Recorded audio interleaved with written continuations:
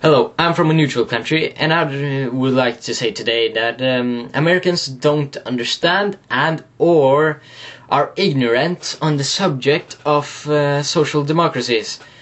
Now, I'm gonna bring up some points about social democracies in this video, and here we go.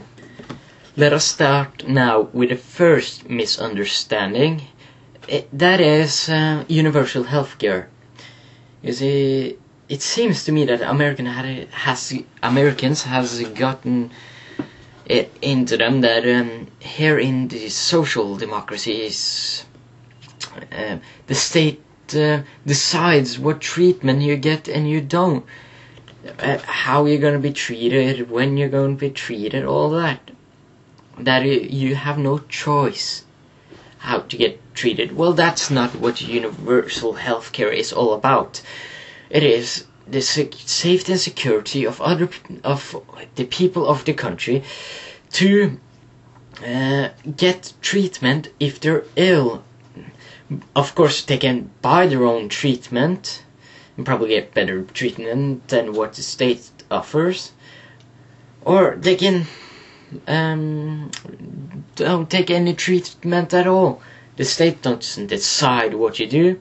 They only say, hey, we can pay for your treatment if you want. If you don't want to, we won't force you. It's just the security of the state. It's just that the state is securing the health of its inhabitants, giving them, in case they are too poor to afford their own, they can take the state alternative. Rights. We have about the same right as you do in America. I mean, the police cannot just arrest us without proper cause or proper suspicion or proper suspicion. They cannot search our houses without a search warrant. We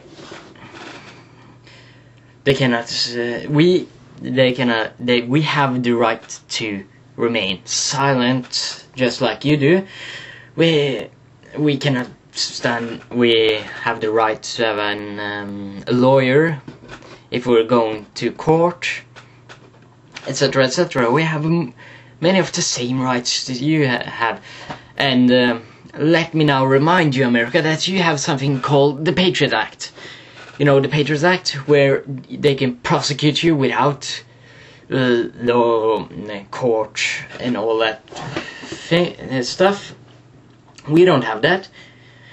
If something like that were to pass in Norway, or most other social democracies, first off, it wouldn't stand a chance. Second off, the people would revolt and it would get changed pretty quickly. The right to bear arms. The right to bear arms. Okay, I must admit, we do have the right to bear arms if we have a reason to bear arms. If you're a hunting club, we just need to get a weapon license before we can use the gun. So, but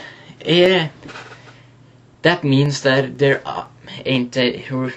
isn't really any gun shops you can just walk in to get a gun and then go out and rob someone. And you will look, if you see our crime rate, it is pretty low. So apparently it is working to have a bit of gun control, but I would not advocate gun control in America, because America don't have gun control already, so it's too late to start gun control now, because the criminals already have the guns. But that's not the case in Norway. Most murders are with knives.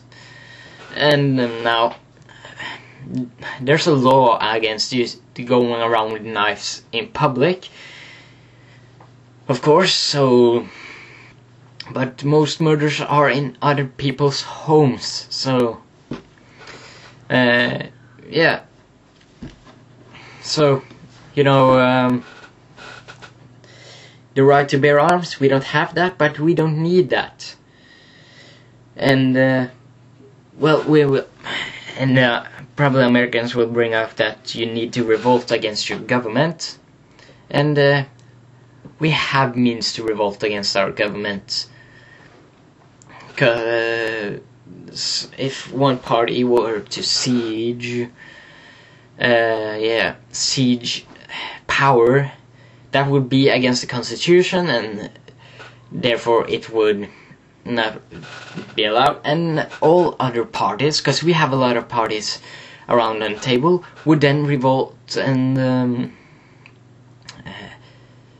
probably most of the military have different opinions, support different parties, so there really is no chance for one or two parties to just seize power yet.